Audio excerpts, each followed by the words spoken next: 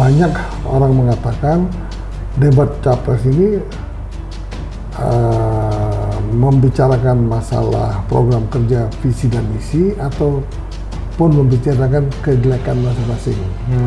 Dan memang kalau kita lihat memang Pak Anies di mana saja dia debat ataupun diskusi pasti menang. Ya, debat selanjutnya semoga saling menghargai, harus yang dibicarakan atau didebatkan mengenai apa yang telah ditentukan oleh panitia, sehingga tidak terjadi hal-hal yang membuat semakin panas. Tetapi kelihatannya makin panas ya.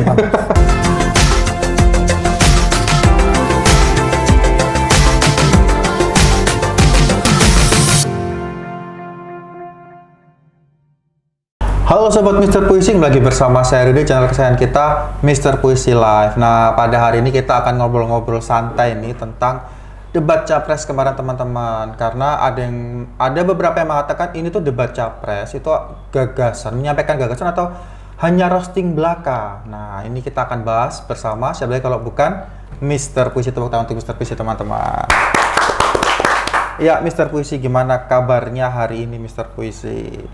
Kabarnya kita mau mencoba membuat cerita-cerita mengenai debat capres, tapi yang dibahas bukannya program, tetapi yang dibahas justru masalah-masalah pribadi. Ya, itu yang kita bahas. Kiranya kalau seperti ini, substansinya tidak ada apa yang dibicarakan sesungguhnya, justru akan membuat debat capres ini tidak begitu bermanfaat. Sehingga banyak orang mengatakan debat capres ini membicarakan masalah program kerja, visi dan misi, ataupun membicarakan kejelekan masing-masing. Artinya salah satu paslon merosting gitu ya. Iya, betul. Ya, kalau tahu begitu lebih bagus kita debat dengan Kiki Saputri gitu loh. Jadi kalau dia kan ahli roasting.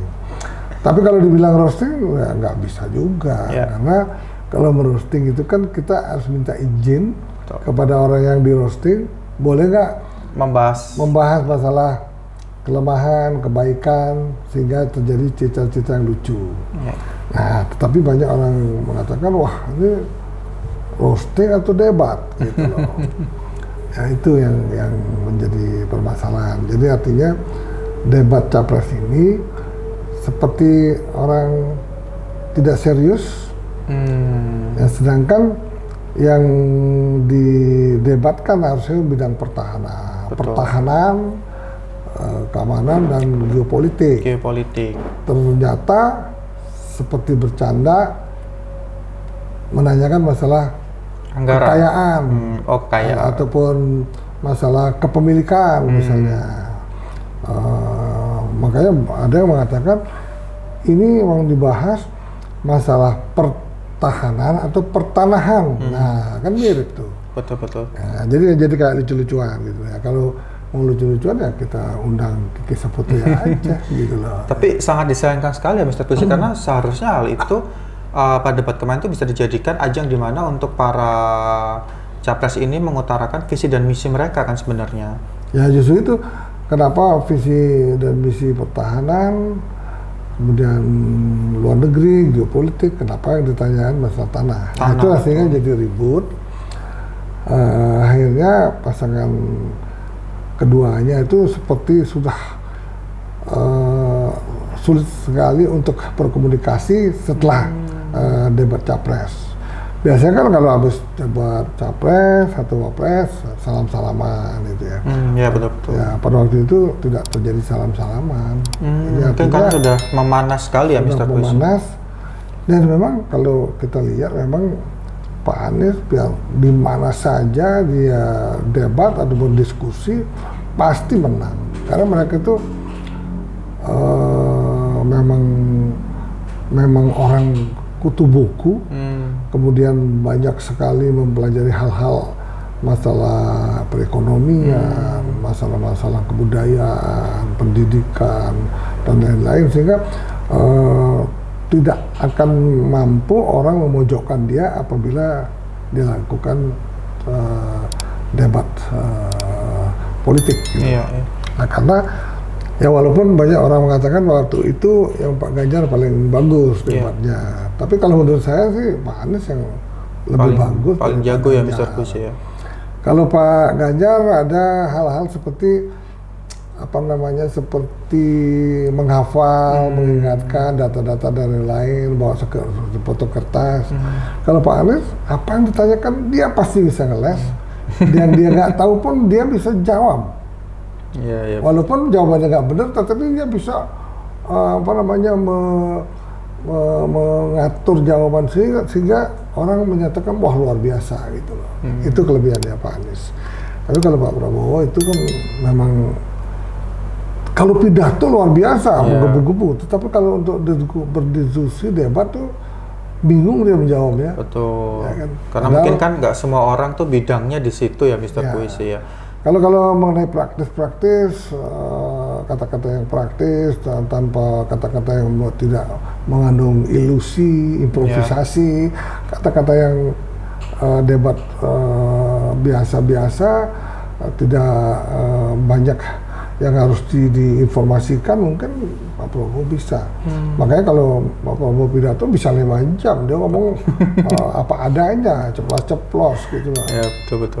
Nah, apakah hal tersebut dilakukan mungkin Mr. Puisi karena ada beberapa cawapres yang memang tidak mengerti untuk bidang hukum, geopolitik, sehingga akhirnya menggunakan hal untuk merosting atau menyerang salah satu capres? Justru itu harusnya ekspektasi orang banyak Pak Prabowo pasti menang debat, karena masalah-masalah yang diperdebatkan adalah masalah-masalah yang sangat dikuasai oleh Pak Prabowo.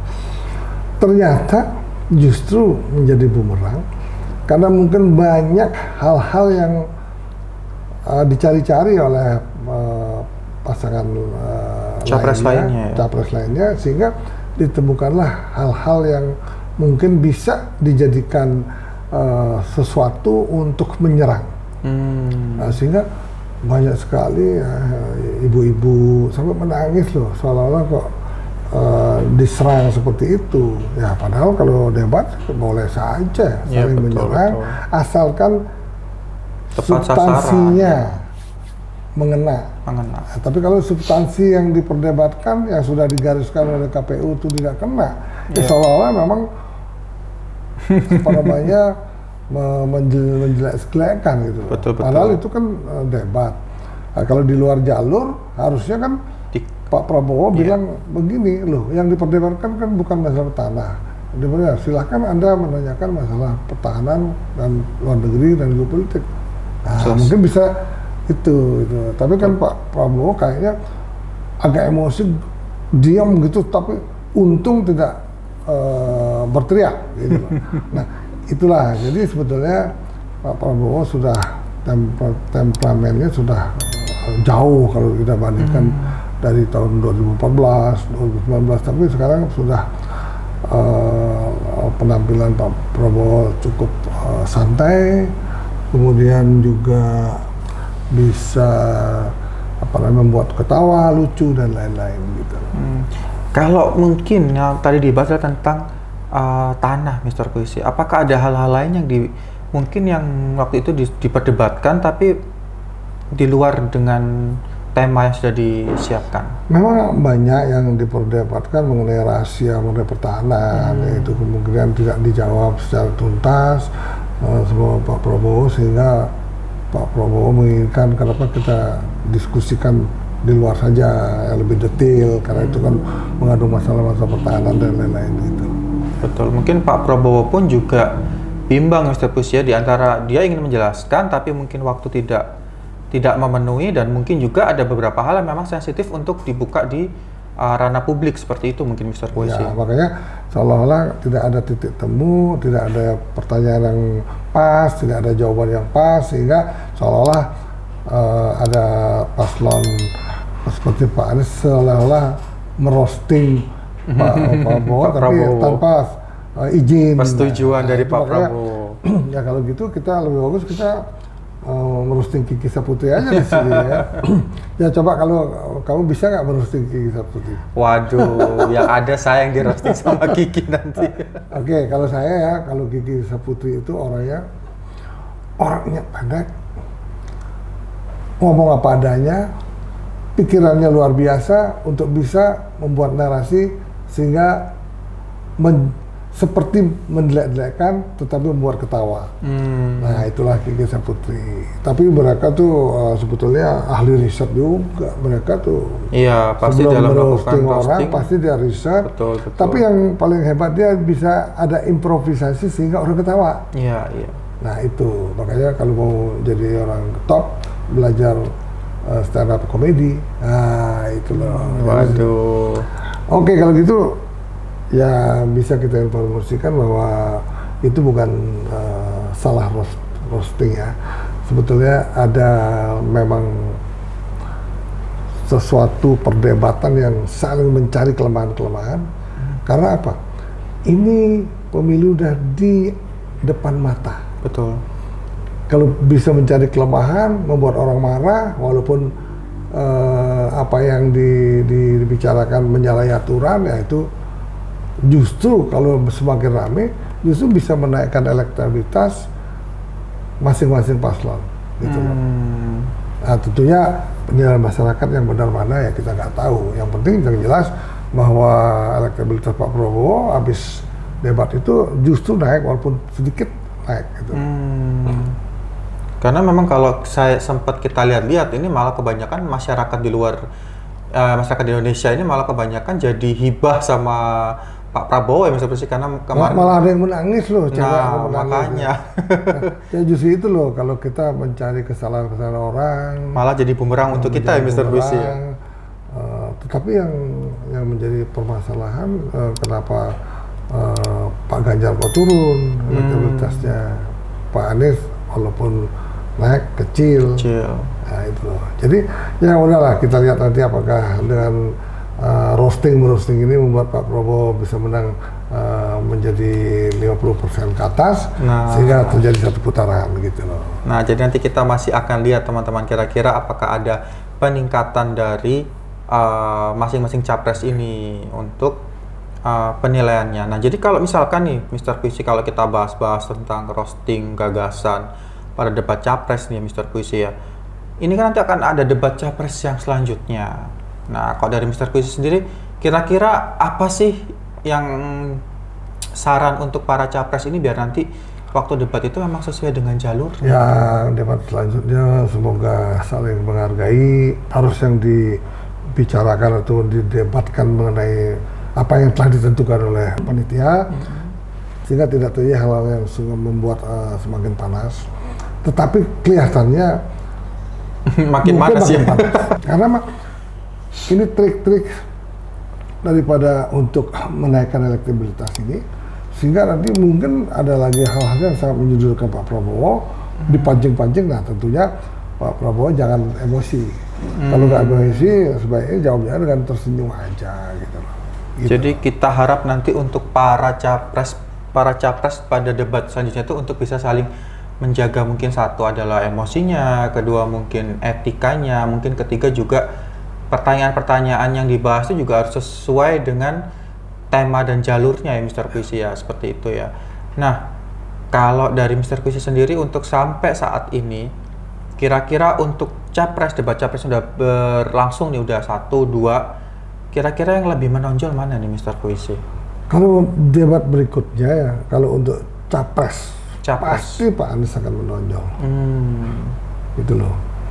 Tapi kalau untuk cawapresnya mungkin Mas Gibran tetap akan menjadi idola ya. Menjadi idola dan menang dalam perdebatan nanti. Gitu. Nah betul-betul, karena sampai saat ini pun banyak banget nih masyarakat luar sana yang menunggu debat cawapresnya lagi itu, karena mungkin ya debat yang kemarin tuh secara tidak langsung tuh membuat Mas Gibran makin dikenal oleh masyarakat, dan mungkin masyarakat tidak percaya bahwa ternyata Mas Gibran ini juga bisa melakukan debat, di mana Mas Gibran ini kebanyakan tipe-tipe orang yang pendiam dan lebih suka bekerja di balik layar seperti itu ya Mr. Puisi ya. Kalau dari Mr. Puisi sendiri kira-kira nih dari debat capres, kalau kemarin ada dikatakan itu melakukan gagasan, meluangkan gagasan atau roasting. Nah, yang dimaksud roastingnya itu apa aja sih Mr. Puisi selain tadi pertanahan? Ya kalau namanya roasting kan mencari kesalahan atau kelemahan atau kejelekan dari itu. Iya, Ya. betul. Kalau yang di roasting mencari kelemahan atau kejelekan, tetapi nggak membuat tidak ada yang ketawa, malah ada yang marah. Nah, itu sebetulnya bukan roasting, itu Cari emosi, menyudutkan. menyudutkan. Gitu. Ya benar sekali. Nah ya teman-teman, jadi harapan kita besar banget nih untuk debat capres yang berikutnya itu bisa berjalan sesuai dengan tema, sesuai dengan alur, dan kita juga berharap nih untuk debat capres berikutnya ini untuk capres-capres yang ada itu untuk tetap menjaga emosinya, karena memang sekarang udah makin mendekati dengan pemilu sendiri dan pasti keadaan semakin memanas, tapi kita berharap walaupun keadaan memanas, debatnya dapat dilakukan dengan kepala dingin. Ya, tepuk tangan dulu untuk Mr. Puisi karena udah hadir bersama kita untuk ngobrol santai-santai nih teman-teman. Nah, buat teman-teman yang lain juga jangan lupa ya untuk selalu like, comment, share, dan subscribe channel Mr. Puisi untuk mendapatkan berita-berita selanjutnya yang lebih seru lagi. Dan jangan lupa juga untuk follow IG Mr. Puisi di bawah ini. Dan sampai jumpa teman-teman.